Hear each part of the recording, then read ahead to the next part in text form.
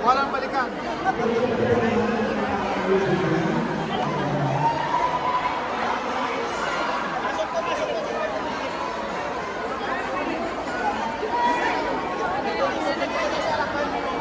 Lagi na po sa harapan po, sa harapan.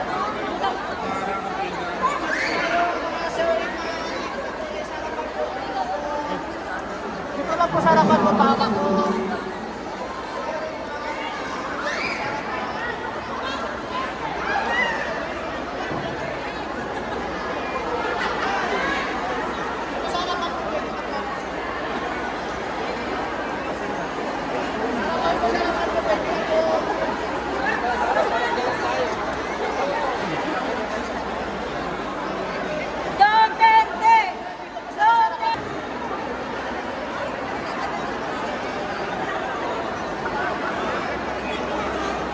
Marshals, please guided. Please be guided yung ating mga audience sa harapan. Guardians and Triskelion. Puno na tayo sa taas. Duterte. Duterte! Duterte. Duterte! Woo, thank you.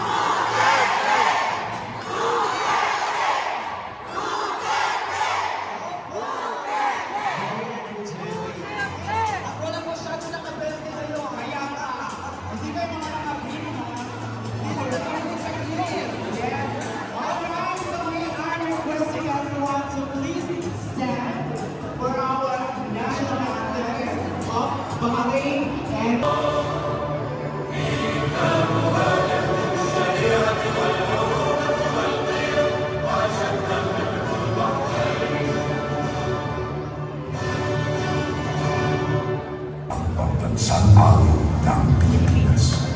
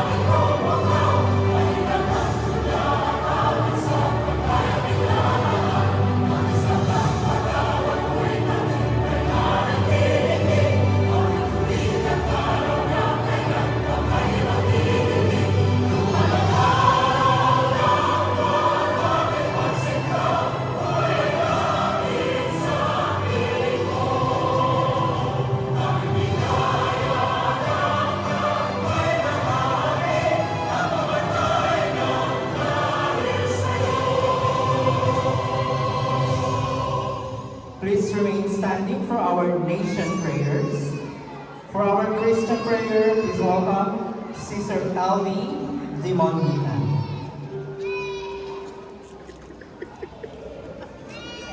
Nananatili po tayo sa ating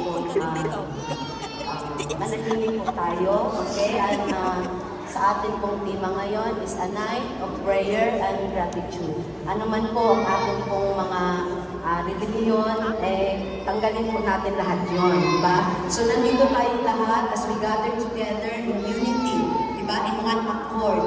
Para po sa ating pong panalangin ngayon, no, i-declare po natin na ang ating mahal na bansa at ang ating pong mahal na Pangulo, no, ay talagang sila po, manghimasok po ang Diyos sa atin. So, bilang respeto po, manahimik tayo and we will pray. Panginoon, maraming salamat po, Diyos, sa gabing ito, na kami po ay nagkatipon-tipon bilang pagkaisa, O Diyos, sa aming mga panalangin. Lumalapit kami sa inyo at nagpapakumbaba. Lord, dala-dala namin, O Diyos, ang aming pong mga hinaing, mga suliranin, O God. Nakita mo ang puso ng bawat isa na nandito ngayon, na mayroong dala-dala, O Diyos, nais na isigaw ang nandyan sa mga puso ng bawat isa. Kaya, Panginoon, mayroon mga pagkakataon na hindi namin kayang makuha, Lord, ang justice, but God, we believe, O God, na may magagawa ka. Kaya, Lord, sa gabing ito, as a night of prayer, rally, Panginoon, O Diyos, sa aming bansang Pilipinas, dalangin namin, O Diyos, na Ikaw po ay as people of the Philippines humble themselves, pray, seek God's face, and turn from their wicked ways, God will hear from heaven, forgive them their sin, and heal their land. We declare healing and restoration over Philippines. Now, in Proverbs chapter 21, verse 1, we declare that the hearts of the leaders of the Philippines, O Lord, from the president down, O God, Lord, to the barangay, Panginoon, O Lord God, manghimasok, O Lord God, are in the hand of the Lord, and He turns them whatever He wills. We declare that God is moving in the hearts of leaders, granting them wisdom, integrity, and a heart for justice. Lord, we decree and declare peace and stability over Philippines according to Philippians chapter 4, verse 7, that the peace of God, which transcends all understanding, will guard the hearts and minds of the Filipino people. Now we are declaring right now to the President Duterte, now you can also offer a prayer for him. Now we decree for our former President Rodrigo Roa Duterte, in Psalm 91:11, we declare that God has given His angel charge over President Duterte to guide him in all his ways. He will declare divine protection over our President Duterte. Now in Isaiah 41:10, we declare that God is with President Duterte. He will not be dismayed, for God is with his. God is his God. God will strengthen him and help him. He will uphold him with his righteous right hand. So we decree, following in Psalm chapter 16, verse 11, we declare that God will show President Duterte the path of life in His presence in fullness of joy at His right hand and pleasure forever. We declare inner peace and joy for our President Duterte. In accordance in Isaiah 58:8, we declare that President Duterte lights will break forth like dawn, and its healing will quickly appear. His righteousness will go before him, and the glory of the Lord will his rear guard.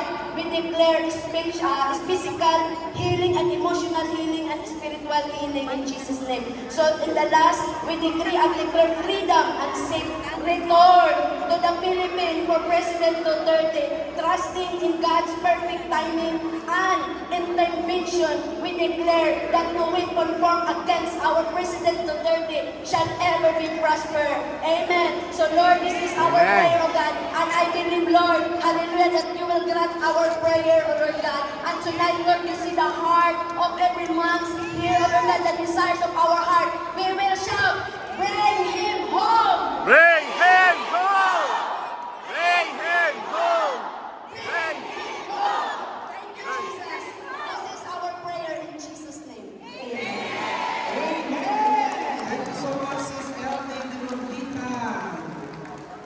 Luminas, menojeng wadas. Bismillahirrahmanirrahim. Qul huwallahu ahad, Allahus samad, lam yalid wa lam yulad wa lam yakul lahu kufuwan ahad. All praises to Allah. Amin. Thank you so much, Sulaiman. Salamat. Pwede na lang kayo maupo. Yan.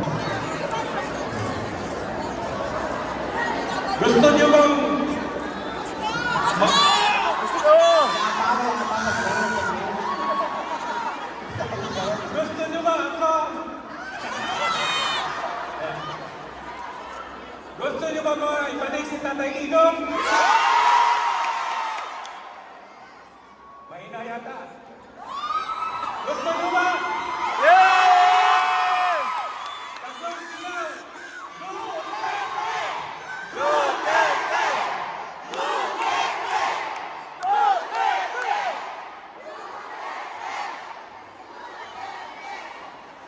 Diba sabi tatlo lang? Ako pala si Randy, ang inyong servant bilang kapitan sa isang barko ni Nico since 2015. Sa mga hindi nakakilala sa akin at sa mga kasamahan ko na nandito, hindi ko ibibida ang grupong Duterte Friends from Bahrain. Hindi. Paliwanag ko lang, ang Duterte Friends from Bahrain, hindi grupo, hindi ko sariling grupo, kundi grupo nating lahat.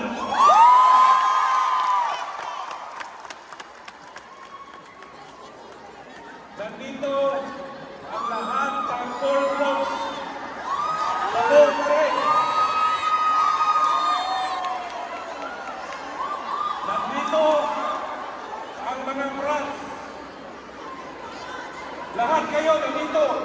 So kaya tinawag na Duterte Friends from Bahrain dahil kaibigan tayo ni Tatay Digong.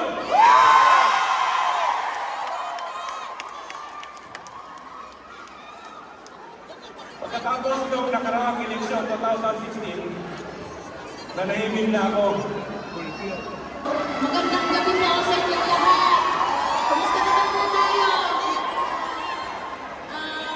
Gusto ko lang muna magpakilala. Ako nga po pala si Lailani Impao, Luman from Davao City.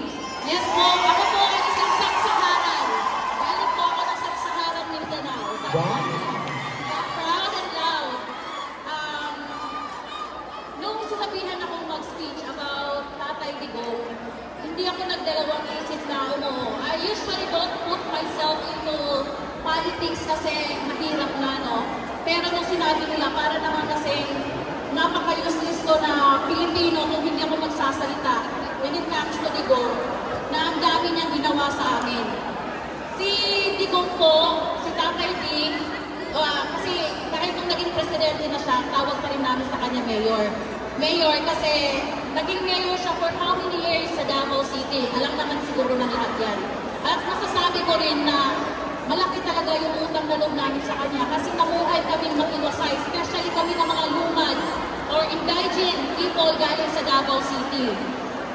Yung first encounter ko sa kanya was on 2001. Birthday ng pamangkin ko, hindi ko yung makalimutan. Umagang-umaga, nakakarinig ako ng malakas na tawanan sa labaso.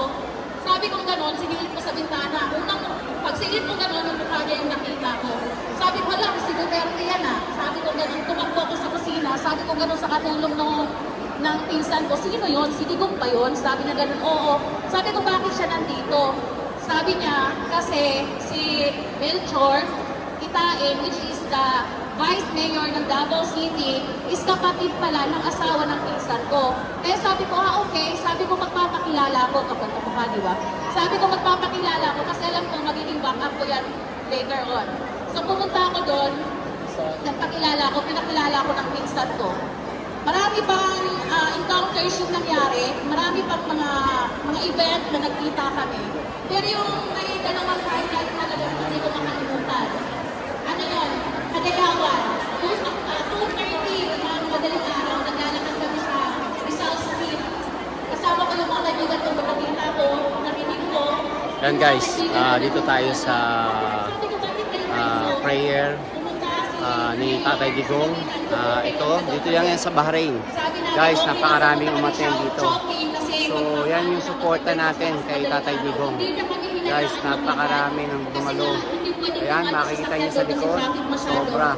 Sinakay na kami sa Google pa. So, dito lang yan guys sa Sinakay na Bahrain. kami, tapos dinala kami sa Chowking para to make sure na very safe kami. Yung pangalawang encounter ko sa kanya is nung, pagkatapos ng duty ko noon, madaling araw din, naghihintay ako ng taxi.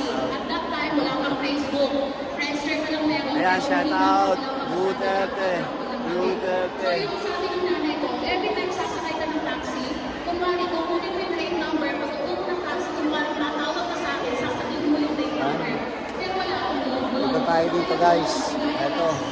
Ang kaupo ko, kumari ko nakawagan ko yung nanay ko. Maya-maya nagsalita siya, saan ka mapupunta? Sabi ko, familiar yung boses. Nung pagtingin ko, si Digong pala yun, si Mayor. Bakit? Kasi nagta-travel siya, nag-roam around siya within the city every 3 a.m. in the morning to make sure na safe kami mga Pilipino, kami mga Bagueño.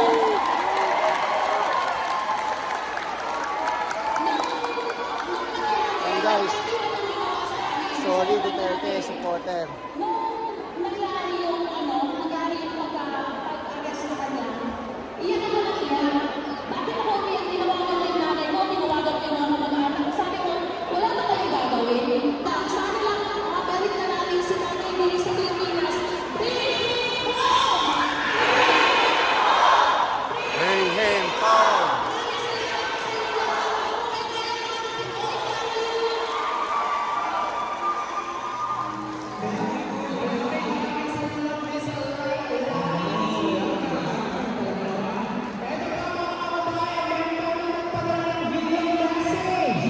Isa sa anak ulit ni Tatay Digong. Congressman, di ba? Ano congressman niya? Eto na siya! Please welcome the video message of Congressman Paul Duterte! Ang mga kaisulan ng Bisaya sa Pilipinas, sa Cebu, Kalibutan, sa mga kababayan ko sa Pilipinas at sa buong mundo, pakatan sa tayong mangguran o Islam. Maraming salamat po sa patuloy ninyong pagsuporta sa aming tatay at si Presidente Rodrigo Duterte. Maraming salamat din po sa pagsuporta niyo sa pamilya namin. Alam natin na si Presidente Rodrigo ay nasa mahirap na kalagayan dahil sa kanyang edad. Isa lang po ang hinihiling ng aming pamilya ang patuloy niyong pagdasal para sa kanyang kalusugan. Maraming salamat po at tuloy po lahat.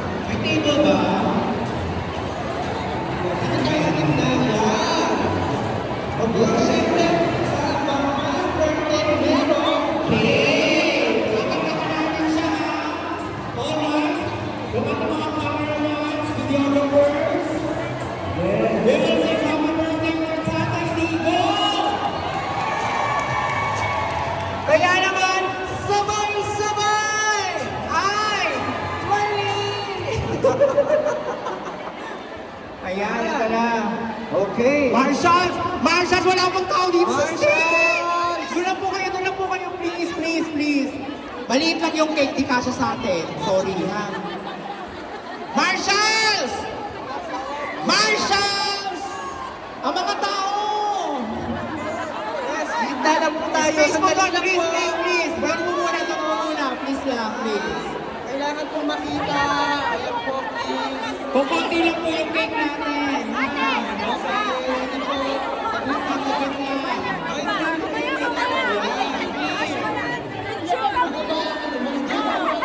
Duterte! Free mo! Hindi kami bayad, may pera kami!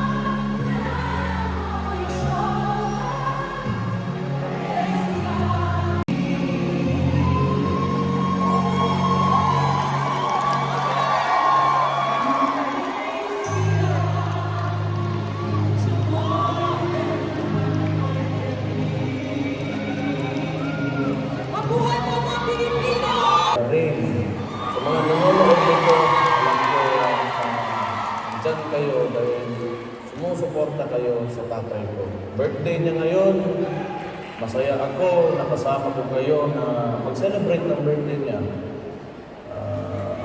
Yun lang, nasa Hague siya, ngayon sa Netherlands, sa ICC. Kasi inaresto sa hindi tama na paraan, illegal na paraan, yung tatay ko at isinuko ni Bongbong Marcos sa mga doon sa Netherlands, sa ICC. So, kahit ganun na nangyari, masaya pa rin ako kasi nakikita ko yung suporta niya. So, malaking bagay yan sa amin. Gusto ko malaman mo na malaking bagay talaga yan. At huwag na tayong tumigil hanggang sa hindi makabalik si PR Aquino. Kailangan talaga na hindi tayo lumapala sa ginawa niya.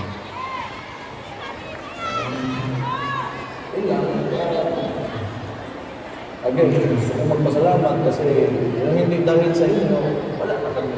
Wala na akong lakas. Mahirap din yung sitwasyon. Alam ko, marami tayong nasasaktan ngayon dahil sa nangyari, pero mahalaga talaga na lumaban tayo. Hindi pwede na tayo magpapatalo namin. So, kailangan pakita natin na hindi tayo talaga magpapatalo.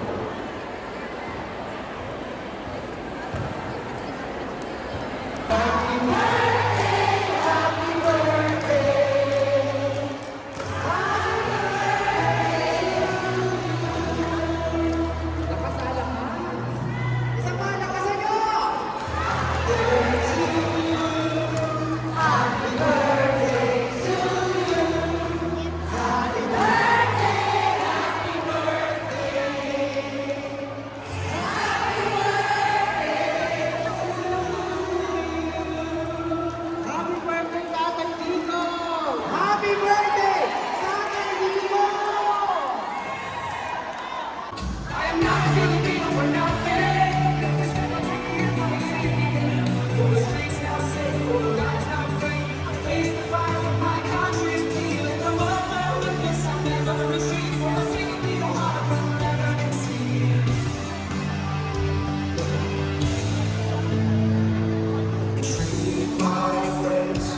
Look at what